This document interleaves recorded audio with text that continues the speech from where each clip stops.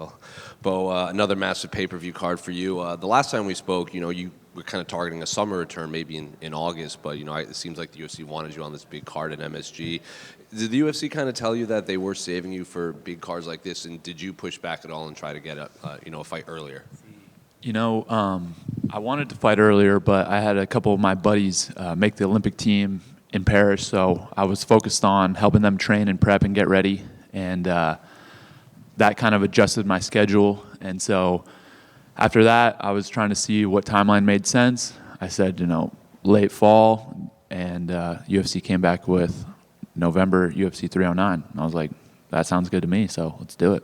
And they came to you with Paul Craig. Paul was in here earlier, and he said, it seems like it took a while for you to sign the contract and fight him. He didn't know if it was, to his credit, he goes, he might have been on vacation, maybe he was doing other things, but it just seems like there was a lot of time between the fight being offered and you signing. So I guess how realistic was that? How realistic was his view of it? He said he thought it took a while for you to sign it. No, I think I was the one that kind of came to them with the fight. So that was not an issue for me. So what about Paul is kind of what drew you to this fight? Was it the jiu-jitsu aspect, like the wrestling versus jiu-jitsu? Was it the style of fight? Was it the name? What was it about Paul? I think that it's just a step up in competition. For me, who I fight doesn't matter as much as the way I'm developing and improving and in the sport. So, I think he's a guy that has a ton of experience. He's a guy that poses a lot of danger and some interesting problems to solve. And so, it makes sense for my career and where I'm at. It's not really anything personal at all. It's just another challenge and another step in the direction that I'm headed. And so I'm excited for it. This is the biggest challenge that I've had. I think everybody would agree to that. And I'm going to make the most of it. When he was in here, he kind of echoed something you said, that you can train wrestling nonstop for 9 weeks. You're not going to get to my level. He said the same thing with his jiu-jitsu. Like, you're just not going to get to his level of jiu-jitsu, just like he's never going to try to wrestle you. He also said, Bo taking me down and putting me on my back is not a smart game plan for him. So I'm curious, how do you see this fight actually playing out? I think the guys that I'm training with and that I'm working with in jiu-jitsu are they're not good at jiu-jitsu for MMA. They're the best guys in the world in the sport of jiu-jitsu, and I think he would be surprised how good my overall submission grappling is. I mean, the first grappling match I ever took was against Gordon Ryan, who's a pound-for-pound #1 fighter in the world, and he couldn't submit me for 13 minutes, and that was with three training sessions in that sport. So I think he'd be a little surprised with my grappling. We can do a grappling match after. That's no problem. But, yeah, as far as this fight goes, I'm going in there to fight. It's every single aspect of MMA. That's what I've been working on for the past few months and just improving and developing overall. So wherever the fight goes, I'll be confident. Well, kind of going off of that, it just seems like the last few fights Paul has, he can wilt on the feet. He wants to fight on the canvas, but if it doesn't get there, you can hurt him on the feet bad. So is there a world where this fight just never touches the canvas and this whole entire fight is stand up?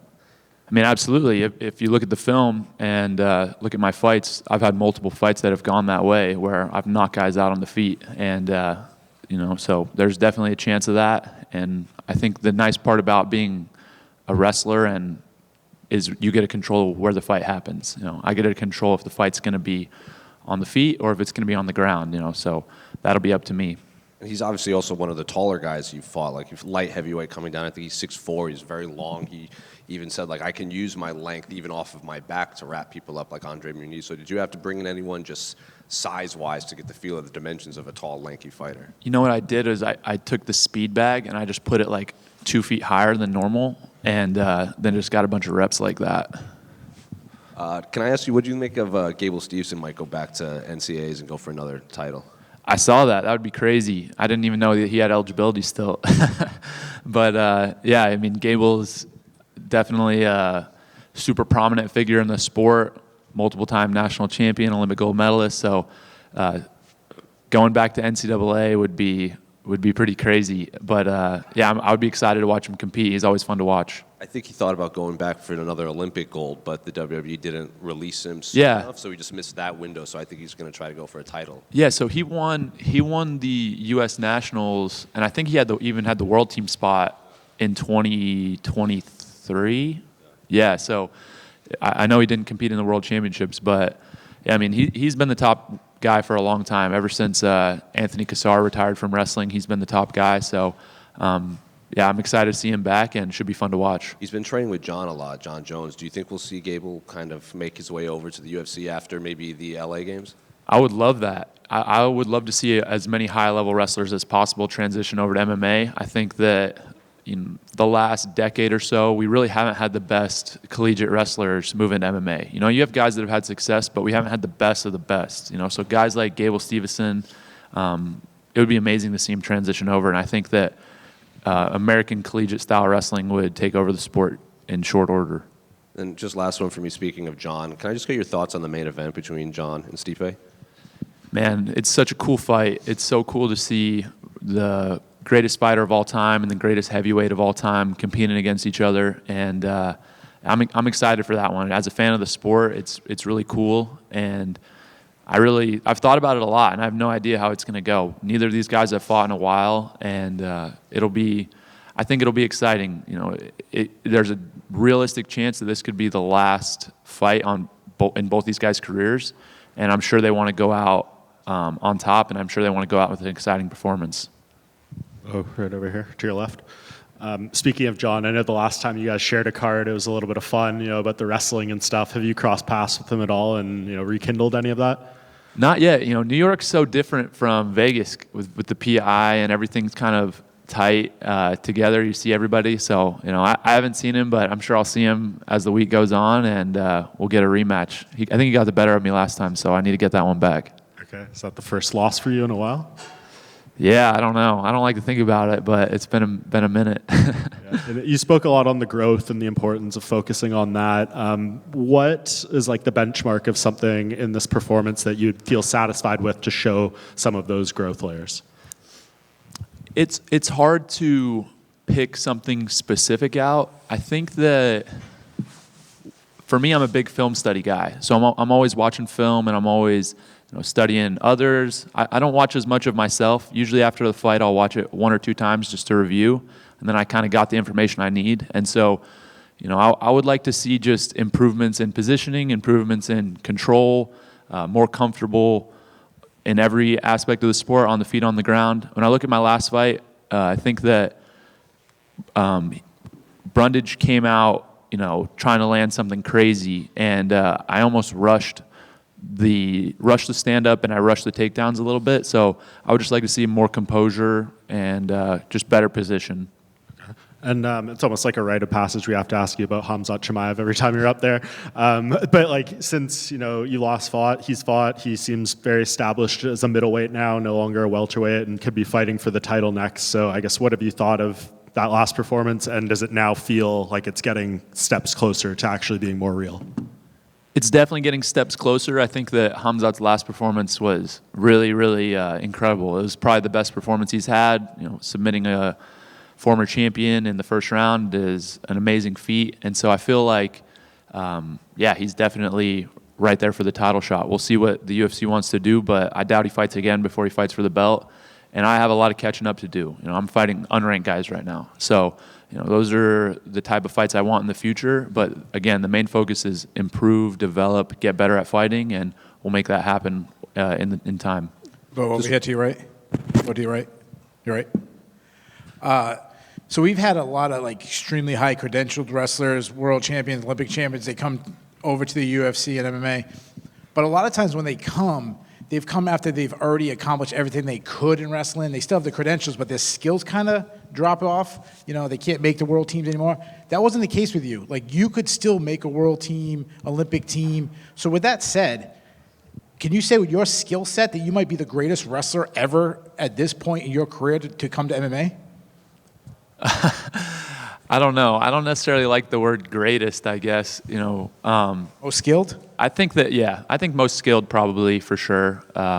Especially because I'm the newest, right? And I look at the wrestlers now that are in 7th and 8th grade, and I'm like, these kids are so freaking good. This is incredible. They're unbelievably good, and that might not even just be with wrestling. It might be everything, but people are just getting better at whatever they're doing. So, yeah, I would say I'm probably the most skilled guy, but there's going to be guys that come after me that are hopefully going to do bigger and better things. We got guys on the Penn State lineup right now who are taking amateur fights and who are, getting prepared to transition over to MMA. And so for me, I want to do my thing and hopefully help those guys, help elevate them, and hopefully they achieve even bigger and better things than I do. Obviously, a lot of people compare the American folk-style wrestling to the freestyle wrestling of these Russian and Dagestan. What advantage does the American wrestling have over those? I think there are a lot of advantages. I would say, the amount that we compete and in the situations that we compete in. And I was competing in Madison Square Garden, sold out in 2016. I was, 19 years old, and so just to have that type of experience and be competing against the best guys in the world week in, week out, that's something that I don't think you can really replicate. And in addition to just what it takes skill-wise to be a world-class folk-style, collegiate-style wrestler, the control, the ability to take guys down, the ability to scramble, for me, I was always a guy that I wasn't afraid to go to my back in order to score points, and that's way more similar to MMA than what you see in most like freestyle settings. It's definitely a really, I think, a skill set that you can't get outside of that really. Obviously, you've competed at the highest level of wrestling. You had some rivals. You just mentioned going to your back. One of them was against your rival, Miles Martin. But in wrestling, it's very respectful. Paul Craig, you know at the weigh-ins, he's going to be face painted. He's going to be in your face. Are you prepared for like that kind of level of intensity? I mean, I feel like I laugh and I smile and I'm nice, but I live in that intensity. When I was, you should have seen some of the workouts I was doing as a little kid.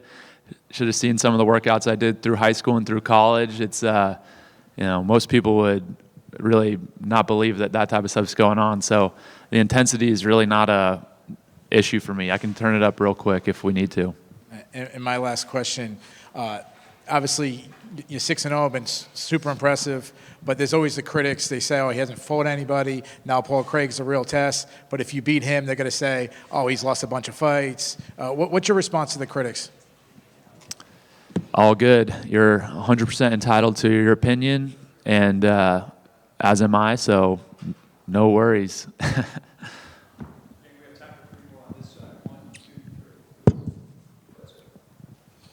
Thank you. So we mentioned Khamzat. Of course, Khamzat is a great wrestler in the weight, but there are also several great wrestlers in the top 15, and most probably your next fight is top 15. So who do you think is a great wrestler who you can face next? Maybe there is Roman Dolidze, maybe Jack Hermans, and so on. So who do you think is the realistic opponent for you, and who do you think is as good wrestler maybe as you are, or probably a good opponent, good matchup for you in general in wrestling? As far as opponents, I'm focused on Paul Craig. That's really the only thing I'm concerned about. I'll have a conversation with the UFC after this fight, and we'll see what it looks like. You see the rankings shake up so much in one fight, and it doesn't really do me any good to try to think ahead and plan out 3-4 opponents ahead, because we don't know who's going to win, who's going to lose, who's going to pop in the rankings, who's going to pop out. And so I'm focused on one guy right now. And I would say as far as wrestling skills go, there's no real comparison to what I'm able to do, in this division, I don't think. And I think that I have the best wrestling in the UFC, and I don't really feel like I'm just yapping saying that because of my accomplishments. So as far as wrestling goes, there's not really a comparison, but this isn't wrestling either. This is mixed martial arts, and you got to have more than that to be world class in this day and age. Thank you. Question. Everybody knows you have wrestling on the highest level, but how would you rate your striking from 0 to 10? And what is most hardest for you in transitioning to striker? What is most difficult? it's anytime you learn something new. You know, I've done a combat sport for 20 plus years, and learning something new is something that it can be really, really challenging and difficult. I feel like with striking, I've made really big improvements, and I'm improving every day on it. I have great coaches and great training partners, so I'm figuring it out. And yeah, I don't know if I can give myself a rating right now. It's definitely better than it used to be, and I'm looking to highlight that in this fight. Right? You know, I think something that's really important about this fight for me is it's going to determine. It's going to show that I'm a complete fighter and I have skills outside of just wrestling. Whereas, you know, the other fights I've been able to utilize the wrestling to really dominate. You know, Paul Craig is great off his back, so it's going to show that I have grappling skills, that I have striking skills, and yeah, that's been the main focus for me this last few months in this camp is just improving overall. But I'm really enjoying the striking. Thank you. So, it's me, yeah. I'll go ahead. Bo, Miles Martin's name came up earlier, and I know it's probably not your favorite memory, but you know, what do you recall from the last time you fought it or competed at MSG? Well, it's funny, you know, I was fortunate to be invited to the New York Rangers game last night, so I got to visit MSG and kind of feel out the arena, see what it was like with the packed crowd. You know, I've been there before, as you mentioned, and you know, walking kind of under the arena backstage, it was bringing back a lot of memories, a lot of emotion, and that was a tough moment for me, being a young kid and kind of losing, obviously, in that stage, and at that time as well, like just missing out on a goal that I'd been training so hard for. So I feel like, you know, I've taken the positive of that and the negative of that. You know, negative not achieving my goal, but the positive of being able to learn and mature from that experience. And I feel really, really well prepared for this Saturday. You know, I've been there, I've experienced loss, I know what it feels like, and that motivated me for. It's been 8 years since that happened, and it's motivated me every day for 8 years. And now I get an opportunity to redeem myself a little bit in my mind. Do you remember kind of the emotion, the feeling that you had going into that match and how it could be different this Saturday? Yeah, I absolutely let that match kind of feel bigger than it was. And, you know, it was a big match and a big opportunity, but it definitely it overwhelmed me a little bit. And as a kid, that type of thing's going to happen, and I think God put that lesson in my life for a reason, and just to help me mature and grow. And at the end of the day, I know that I'm not defined by winning and losing. You know, my value as a person, it doesn't have to do with my record in sports, and it's just about character, treating people well, and you know, my effort, my attitude, things like that. And that's really a big lesson that I was able to learn from, you know, that experience. Thanks. To follow up on two things you said earlier, you mentioned that we haven't seen the top college level wrestlers transition to MMA. Can you give us two names of people that you really wish had, shout out some people that you're miss? Yeah, great question. Let me think a little bit. The first guy that I would love to see fight, that I think would have been an amazing fighter, is one of my teammates, Jason Nolf. You know, he had a very similar career to me, three-time national champion, one of the most prolific pinners in the NCAA wrestling history, and so he would have been amazing. He's currently actually transitioned out of wrestling. He's competing in some jiu-jitsu submission grappling events, and so to see him fight would have been really amazing, and it could still happen eventually. You know, he's the same age as me. He's 28, so that could be in the future for him. But other than that, I mean, he was already mentioned, and you know, there's still potential as well. But a guy like Gable Stevenson would be amazing to see fight. He's somebody that is, you know, larger than life type of character, and he definitely has what it takes to compete at the highest level. And in the heavyweight division, it would be really cool. But there are tons of guys that would be amazing. I look at all my teammates at Penn State, Greg Kirkfleet, Aaron Brooks, Carter Starachi. These guys are all getting in there training with us when they have opportunities, and you know, there's potential for them to transition over. We had another one of my teammates, David Evans. He's still on the wrestling team, and he just took an amateur fight and submitted the guy in about 60 seconds. So these are guys that are still in college that are going to do big things here shortly, and I'm excited to watch it. And last question, your striking was brought up, how you're learning on that. What goals do you set for yourself? Are they super like shoot for the stars, I want to be the best striker in the UFC? Or is it like taking it step by step, maybe? Like I want to get, a clean knockout on the feet. How does that work for you?